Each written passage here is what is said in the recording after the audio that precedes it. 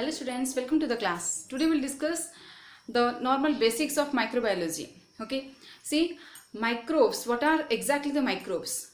The organisms which must be unicellular or acellular and are not visible through naked eye and are only can be observed through the microscopes. These are called microbes. Okay, and who is the father of microbiology? Who has first discovered the microbial world? Okay, it is about Anton von Leeuwenhoek. He is known as the father of microbiology, who has first discovered the microbial world and existence of microbes. Okay, so see here, Anton von Leeuwenhoek, the father of microbiology, he had first discovered about the presence of microbes which are not visible through naked eye, and especially we will discuss here about the viruses and their life cycles. So what are the types of microbes present, and out of which we will discuss about the viruses and very details about their life cycles. Okay, so see here, what are the microbes?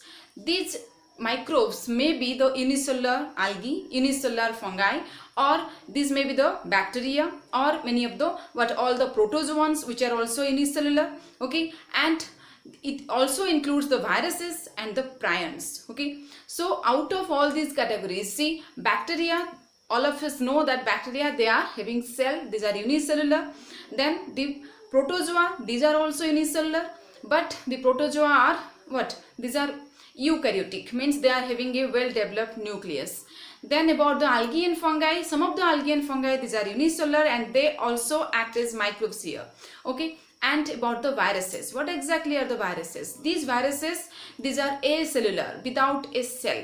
See, from the cell theory, if there is no cell, then there is no existence of life. So the viruses, if they are present outside the host body, then these are considered as non-living, and they act as crystals. They just lie down as the crystals for millions of years. Okay, and whenever the viruses, they are present inside the host body, the viruses are also very specific towards their host. Okay, and whenever the viruses, they are present inside the host body, then only they activate the living. Okay, they act as the living, and they also can multiply inside the host cell, and they can cause dangerous diseases, killing the host also. Okay, so what are the exactly the viruses composition? See, a single virus, it is a nucleoprotein complex, means it is having a genetic material, either DNA or RNA, which is surrounded by a capsid. Capsid is called the protein coat of the virus. Okay, this capsid or protein coat of virus, it is made up of singular units called capsomeres. Each capsomere is a single polypeptide chain or protein made up of amino acids. Okay, so the viruses are made up of the DNA or RNA as the genetic material and the protein only. So these are known as nucleoprotein complexes. Okay, so let's discuss what it means with examples and about the life cycles of viruses. See here, viruses, these are ultra microscopic, acellular, without a cell, infectious. Almost all the viruses are infectious only. Nucleoproteinaceous, means they are made up of the DNA or RNA, the nuclear genetic material and the protein coat. Obligate parasites. These viruses, they act as living whenever they are present inside the host body as the parasites. So these are obligate parasites. Okay, and types of the viruses based on the host. As I have told you that viruses are very specific about regarding their hosts. Okay, and different viruses, they are categorized into different categories depending upon the host cell they are infecting. Okay, see here, zoophages. Zoophages are the animal viruses. Phytophages, as per the name, phyton means plant, so phytophages means plant viruses. Phycophages, ficus means algae, so these are algal viruses. Mycophages, these are fungal viruses. Mycology is the study of fungi. Mycology, so mycophages, they infect the fungi. Then zymophages, these are the yeast viruses, zymophages, and bacteriophages. Bacteriophages, they are infecting only the bacteria. Then cyanophages, these cyanophages, they infect the cyanobacteria or blue-green algae. Okay, and coliphages are especially the bacteriophages which infect the E. coli bacteria. Okay, and these coliphages are also known as T phages. Okay, T bacteriophages. T even phages are there, T odd phages are there, all these things we'll discuss. Okay, then come to the discovery. See, Louis Pasteur in 1884, he coined the term viruses first time, and this word virus is a Latin term which means poison. See, as the viruses were not seen previously without the ultra microscope. So these viruses are considered as the poisonous fluid also. Okay, first. And the viruses, they remain inert, they just remain as a crystal outside the host cell. But when they infect any of the host cell, they are very host specific, and inside the host cell only the viruses, they multiply, and they easily can be transmitted from one host to another through the vectors. So let's discuss about the salient features of the viruses. What are the characteristics of the viruses? Salient features: 1. These are acellular, without a cell, crystallized outside the host cell, they remain as crystal, and obligate parasites, means they are total parasites. Okay. Then second, host specific. The viruses are very specific towards their host, and these are nucleoprotein complexes. Third is about the genetic material of the viruses. It may be DNA or RNA, but not the both. Either DNA or RNA is there inside the virus is the genetic material. Okay, then use host enzymes and machinery for replication and protein synthesis.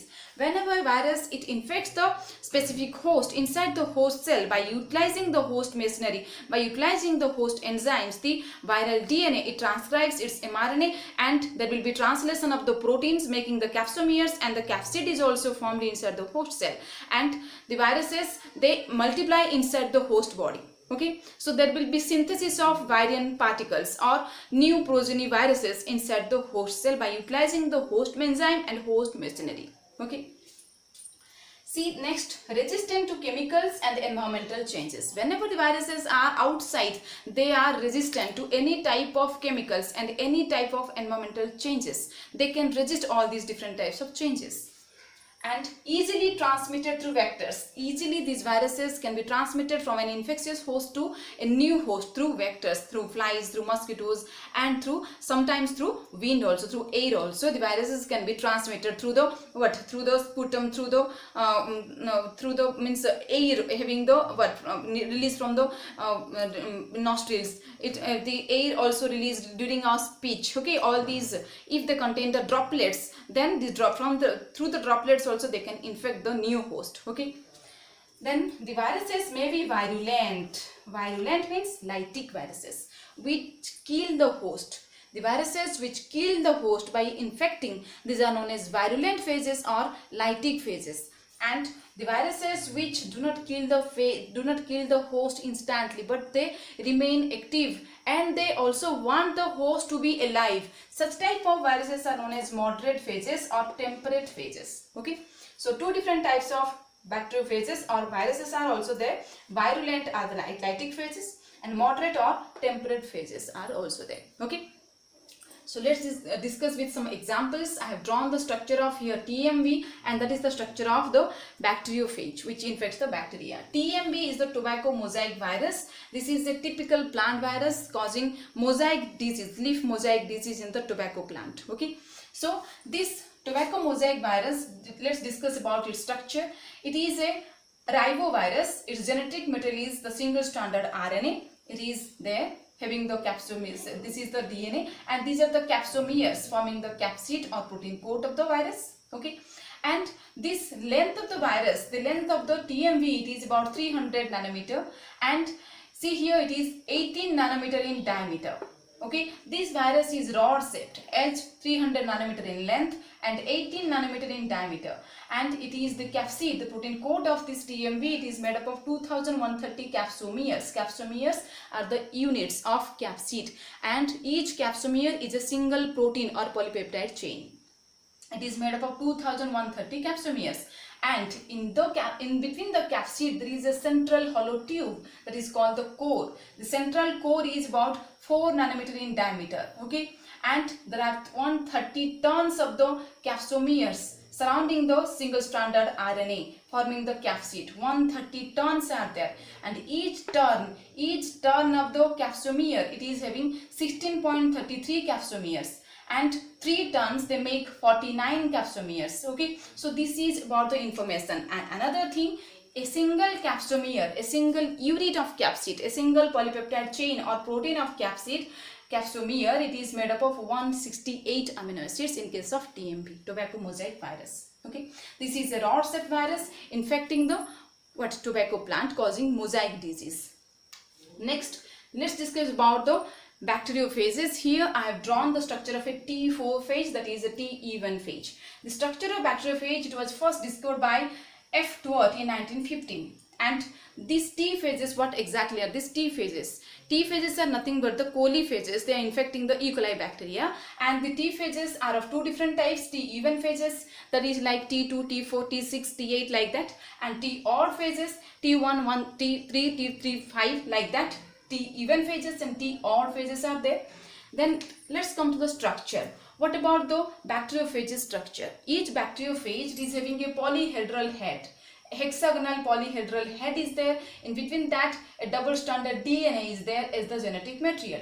And this polyhedral head, it is joined to the tail. This is the tail, which is surrounded with the contractile sheath. Okay, so there is a polyhedral head, neck or collar, which is joining the head with the tail. And this neck or collar, it is joining. Then this collar, this sheath, this tail, it is surrounded with the contractile sheath. This sheath is having 24 rings. 24 rings are there, and this sheath is also contractile. And in between this tail, in between the tail having the surrounded with the sheath, there is a hollow tube. And this hollow tube is called the core, which is present in the center. Okay, this head, it is linked through the tail. It is linked to the tail, and it is attached with the head with the neck or collar, and this tail, it is surrounded with the sheath, proteinaceous sheath. And in between, in the center, there is a core, which is a hollow tube. Okay, this hollow tube means it is used by the bacteriophage when it infects the bacteria. Okay, so this sheath is the proteinaceous sheath. It is also known as the tail, which is surrounded with the proteinaceous sheath. It is having 24 rings. And when the tail it ends with a hexagonal basal plate here. This is the hexagonal basal plate present here. This basal plate, it ends with 6 spikes, or these are known as tail pins. The tail ends with basal plate, it is hexagonal. As it is hexagonal, so 6 spikes also arise from the hexagonal basal plate. And these 6 spikes, they also hold 6 tail fibers. These tail fibers, they are responsive for adsorption or attachment of the bacteriophage with the bacterial cell. Okay, and see here, this is all about the structure of a T4 bacteriophage. It is having a polyhedral head and a tail surrounded with the proteinaceous sheath. These are attached with the neck or collar, and this is the basal plate. This is the end of the tail, and at the end is a basal plate, hexagonal, which is also having 6 spikes or tail pins, and from that 6 tail fibers they arise, which act as the leg of the virus, so that it will attach or adsorb to the host bacteria. Okay, then come to the life cycle. As I have told you that 2 different types of bacteriophages are also there. They may be lytic or virulent, or they may be lysogenic or temperate. Okay, so come to the lytic life cycle first. Lysis means breakdown. Here the bacteriophage, it infects the bacteria and it multiplies, utilizing the host or bacterial enzymes, host machinery, and inside the bacterial cell, the host, the viral variants means the virus particles or new viruses or progeny viruses, they are made. And after synthesis of all these, after production of all these variants, the variants means what? These are the progeny variants. Okay, after production of all these progeny variants, the host cell, it breaks by the bacteriophage enzyme, and there will be lysis of the breakdown of the cell wall of the bacteria, causing death of the bacteria, and all these variants, they are released out and they are ready for next infection. Okay, so let's discuss how the lytic life cycle it is completed. See, this is the variant, means an infectious virus. It is having the head, tail and the tail fibers. It is having the DNA, double-stranded DNA present between the head, and this variant come to the first step. There are 5 steps in the lytical life cycle. First step is adsorption or attachment to the bacterial cell. This bacteriophage, it attaches with the tail fibers to the wall of the E. coli bacteria I have shown here. See, this is the bacteria, the host cell. To that, this is the adsorption or attachment of the bacteriophage. Then in the second step, what happens? The tail fibers, they contract. The tail fibers, they contract so that the basal plate and the spike comes in contact with the bacterial cell wall. So that another thing, what again happens, this sheath, the tail sheath, it also contracts. The tail sheath also contracts. After contraction of the tail fibers, the basal plate and spike, it attaches to the cell wall of bacteria. Then the tail, it also contracts, and the head comes nearer, and from the head, the double-stranded DNA, it is injected through the core, through the tail core, and the second step is penetration or injection of the double-stranded DNA of the virus into the bacterial cell. Okay.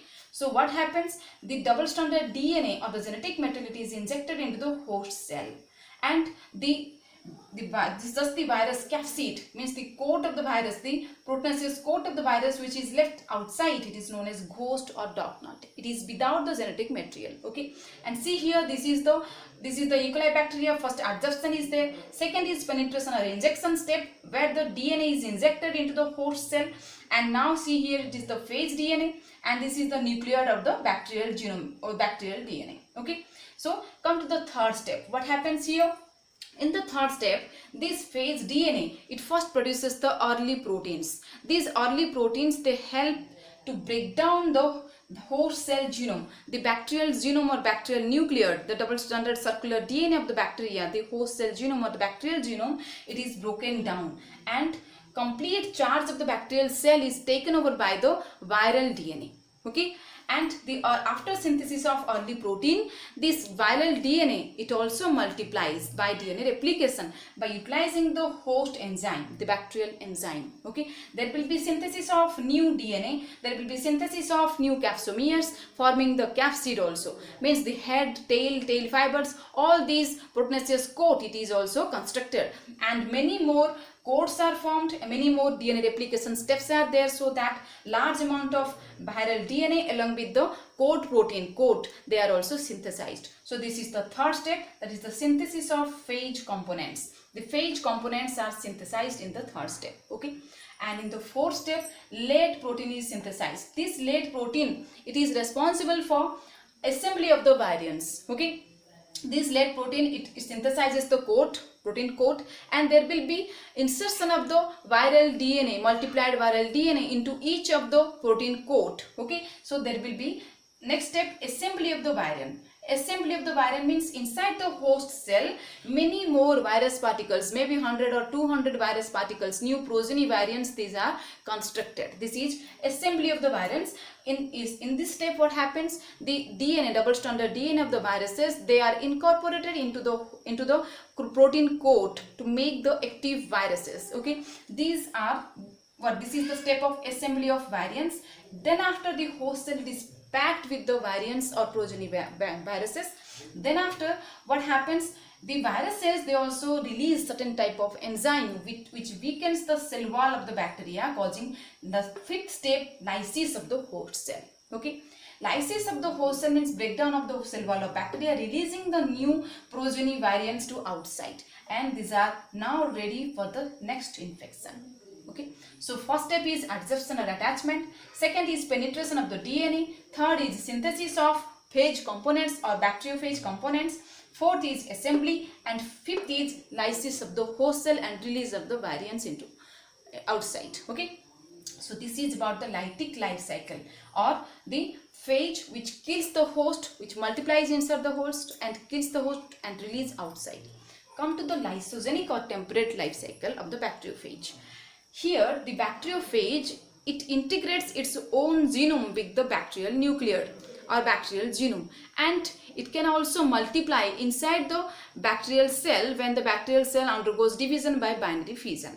For some time it remains as lysogenic. Okay, so what happens in the lysogenic or temperate cycle? Let's discuss. This is the virion. This virion, it attaches, the first step is adsorption. This is the E. coli cell having the nuclear or the genome, circular double-stranded DNA of the host cell E. coli. It is attached, the virus, it is attached. The first step is adsorption. Second, as usual, the injection step.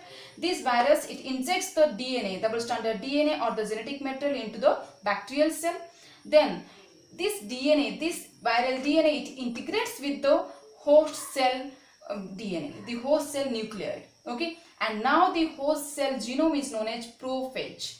The host cell genome, the bacteria having the bacterial genome having the viral genome integrated, it is known as prophage, and this bacteria is also known as the lysogenic bacteria now. Okay, and this prophage, it multiplies, means the viral DNA, it multiplies along with the nucleoid of bacteria. Whenever the bacteria undergoes binary fission, there will be also multiplication of the viral genome as the nucleoid it divides, nucleoid it multiplies, so the viral DNA will also multiply and will be transmitted to the further generations. So there will be binary fission continuously in the bacteria, and inside the bacteria the viral genome is also there. Inside the bacterial host, the viral genome is also there, integrated with the bacterial genome or nucleoid. Okay, so these are prophages. When such type of bacteria having this infectious prophage DNA, that is the nucleoid is integrated with the DNA of the viruses, such type of lysogenic bacteria, when they are exposed to UV or any of the chemicals, then the viral DNA, it is separated from the host cell genome. The viral DNA can easily separate from the host cell genome. From the bacterial genome, it gets separated and it starts the lytic life cycle, because the bacteria is going to die, because the bacteria is exposed to UV or chemical, so it has to be released out. Okay, so it's very smartly working, and it is removing, it is just it is withdrawing the phage DNA. This is the step of withdrawal of phage DNA from the nucleoid of bacteria, from the host cell genome of the bacteria. Okay, and this step is known as transduction. Okay, or this step is, this is known as induction. Okay, induction means here the bacteriophage DNA, it is induced to withdraw itself from the bacterial DNA. Okay, this step is known as induction. So here this is the withdrawal of phage DNA, and again starting of the lytic life cycle, means the phage DNA, it will synthesize early protein, it will break down the bacterial genome, and it will synthesize, there will be synthesis of the phage components, there will be replication of the phage DNA and formation of new virus code proteins, and there will be assembly of the viruses. Phage components will be synthesized in the next step, and the lytic life cycle will begin. Okay, there will be assembly of the variants inside the host cell, and there will be production of the enzyme which causes the breakdown of the cell wall of bacteria, and there will be lysis. Okay, so this is the lysogenic or temperate life cycle. Up to many generations, the viral DNA, it remains integrated with the host cell genome, and it passes to next generation wise it is passing whenever the bacteria is dividing by binary fission. And when it seems that the bacterial cell, these are exposed with UV or any of the chemicals, then again the lytic life cycle begins. Okay, and by causing the cellular death by lysis of the breakdown of the host cell, these variants, they are exposed, these are released out. Okay, so this is all about the lytic and lysogenic life cycle of the bacteriophage. So we have discussed in a brief about the viruses, examples also we have discussed, and lytic and lysogenic or temperate life cycle of the viruses or bacteriophages also we have discussed. Okay, thank you for watching. Share and subscribe my channel for the upcoming videos. Thank you.